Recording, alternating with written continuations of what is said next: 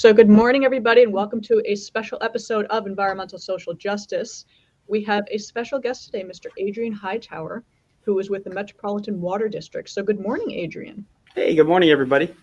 Thank you so much for joining us. And so Adrian's background is education, which is exactly what the show is about. Education, communication, about sustainability, and specifically with MWD, we're going to talk about water and drought and how we can address a very serious condition that's coming our way. So Adrian, please take the helm.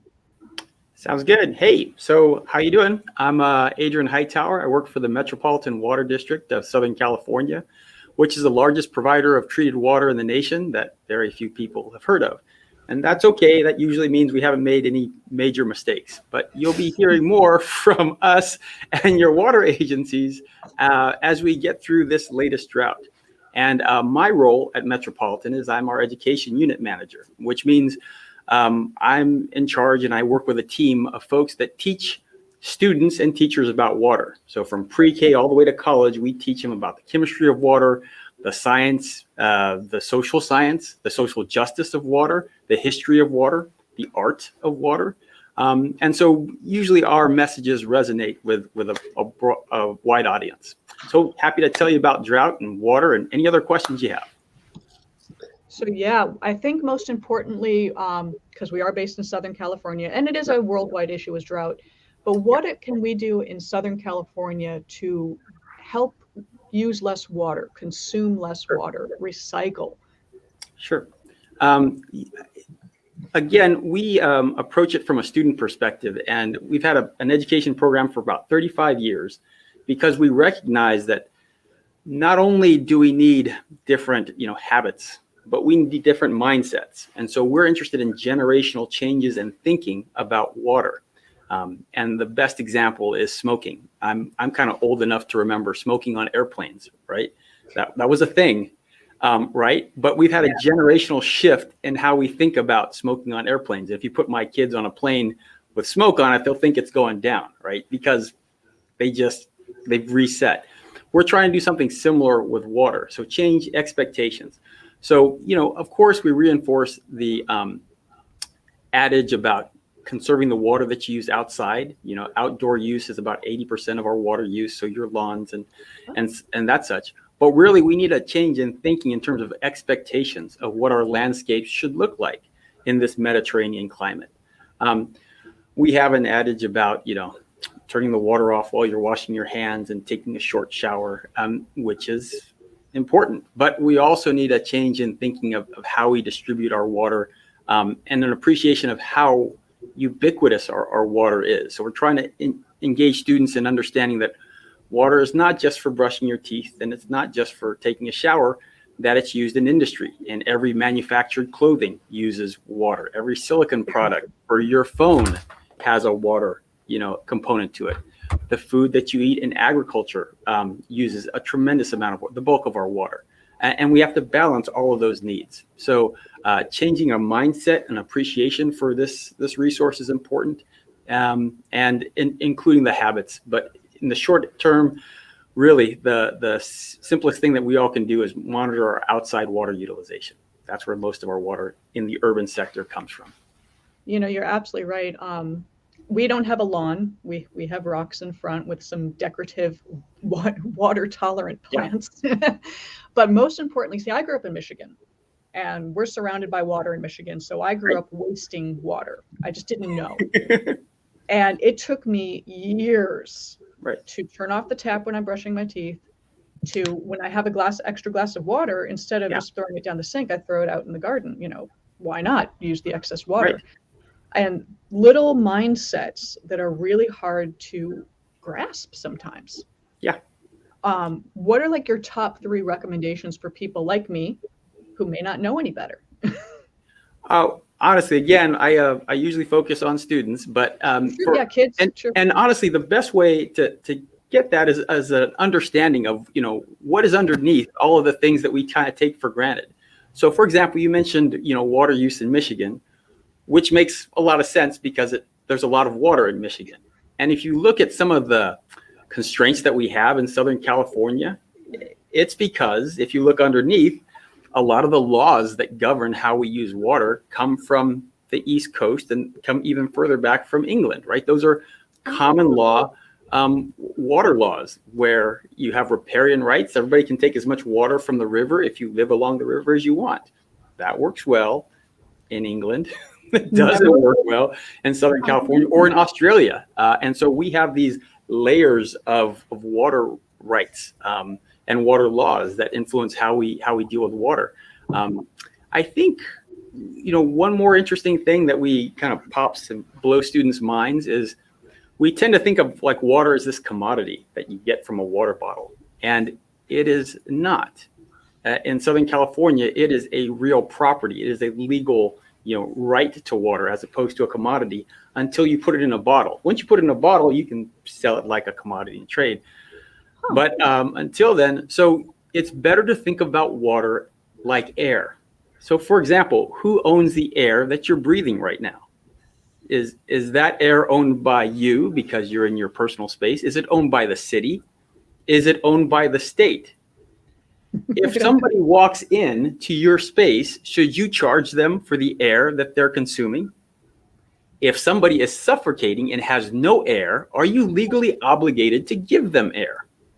Wow, I never thought of it this way. Right. You replace all of these issues, take out the word air, put in the word water, and you'll understand kind of the complexities and the layers that we have to deal with, which is really interesting. And I'm hoping it encourages students to get thoughtful about how they use their water, but also engaged in our industry, because a lot of the problems and the challenges that we have in the future are going to involve water. We need smart folks.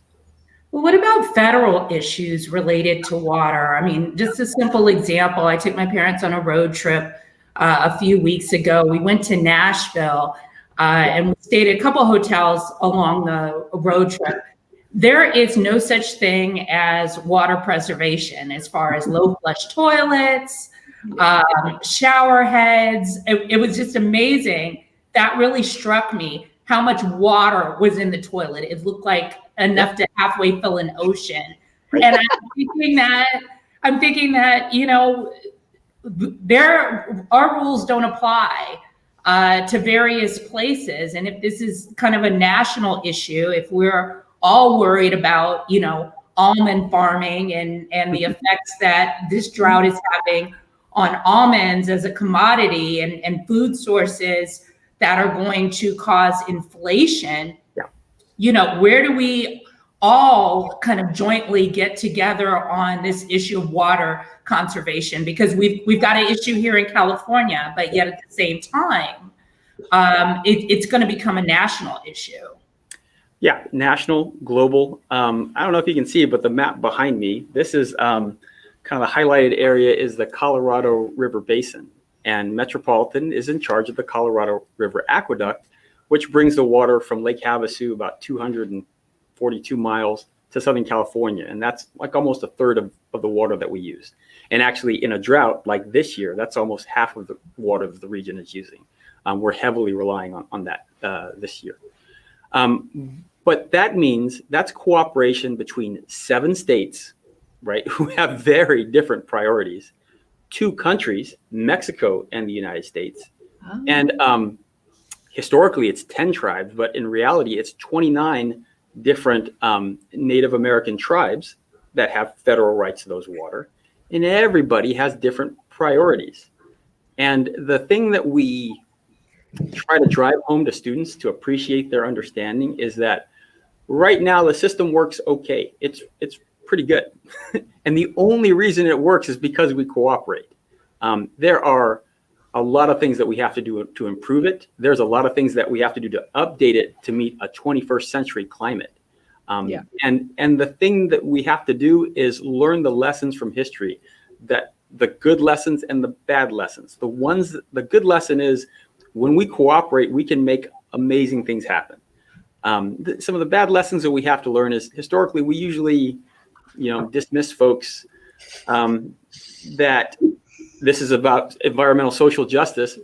We historically have a history in the water industry of dismissing folks that are economically disadvantaged, that are from communities that don't have significant political or social power. We have to learn those lessons and use those lessons to figure out our solutions for the future. But it's going to take cooperation. That's just, it doesn't work without it. I'm And I glad think you brought people that would up. be really Real sur- quick, Joy, Okay. let me real quick. Just Adrian, I'm glad you brought that up because this is completely touching on, I believe it's a new concept for MWD, is the One Water Initiative, There we where go. Yeah. everybody should have equal access to water.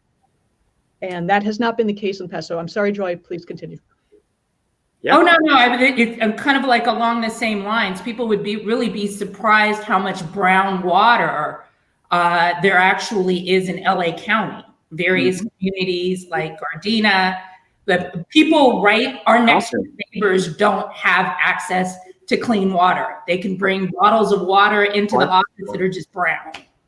Oh, you said brown water. I thought you said groundwater. Sorry. Oh. Let's talk about both. I don't want to dodge the issue, right? But there is a tremendous amount of groundwater in Southern California, particularly in San Gabriel Valley. And one of the very fortunate things that we have in Southern California is a diversity of water sources, right? We have imported water that we can bring from the Delta or the Colorado River Basin. We have groundwater sources that we can utilize. We have recycled water, which is, only growing in prominence. We have, to a small extent, desalinated water that we can use. There's new efforts to incorporate stormwater capture.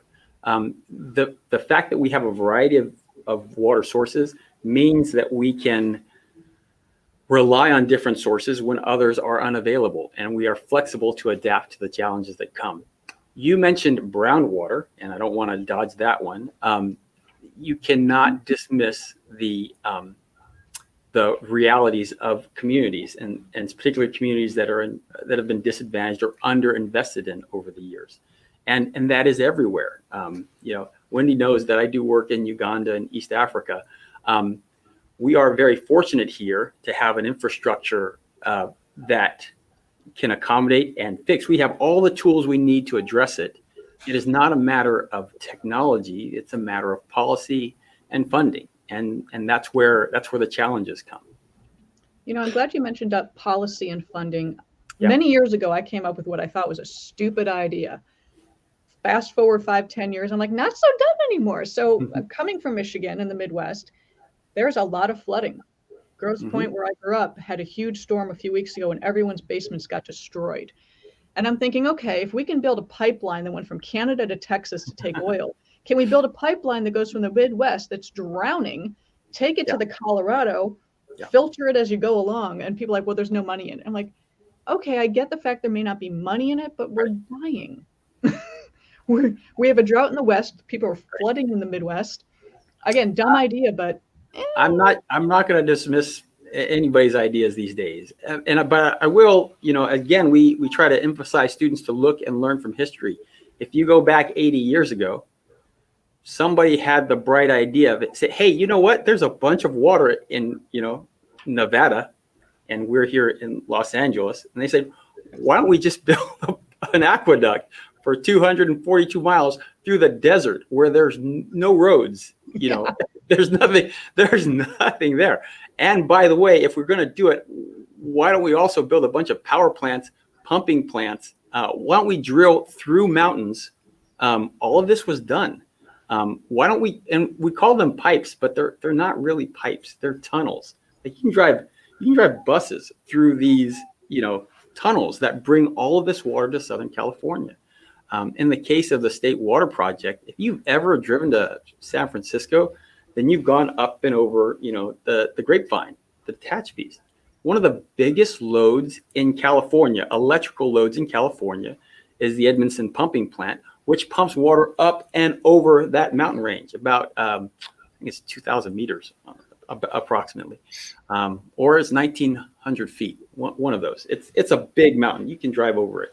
But it's about a gigawatt of power. That's like half of a nuclear power plant just to move water over that mountain. Those were people's crazy ideas that we did. And because we did, Southern California has been able to grow. We're going to need more ideas. Some will be crazy, some will be less crazy.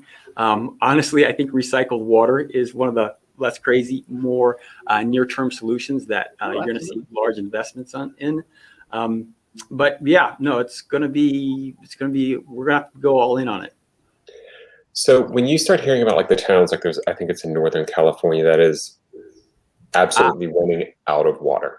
I mean, like there's nothing there for the, oh, sorry, can you not hear me?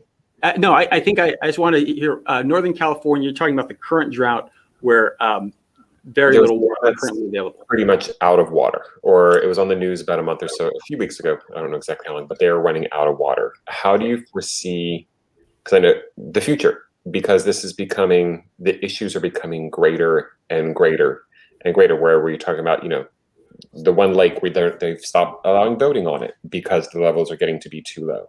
Yeah. How do you use this when you're talking to kids about the future? Do you use these examples to just be like, we have to change 5 years ago? Yeah. And you apologize for basically going, we're bad. Our generation has generation. Yeah, on behalf of my generation. No. It's interesting. We talk about kids, but we're also talking about college students, and these are the folks that are right about to get hired. So not only when we talk about workforce development, we're talking about folks that are ready to solve the problem, want to get involved, and so how do we talk to them about it? Right. And one of the things that we talk about as a big umbrella is climate change, and how that is kind of driving what has to be a new mindset. We invested billions in a current infrastructure in the last century, and that infrastructure was designed for last century's climate. Mm-hmm. We do not have an infrastructure for this century's climate. We have to build it. And so regarding that, there are going to be a lot of hard choices. There are going to be a lot of hard decisions, because all the easy choices, frankly, have been done. The only thing left is hard policy choices. And we have to take the lessons that we've learned, that historically, you know, some of the ways that we've solved these problems is by disproportionately impacting the environment, communities that don't have political clout, and we can't do that anymore. We have some mechanisms. We have more tools available now than we had in the past. When a lot of these systems were built, our CEQA process, which is our California Environmental Quality Act, was not in place.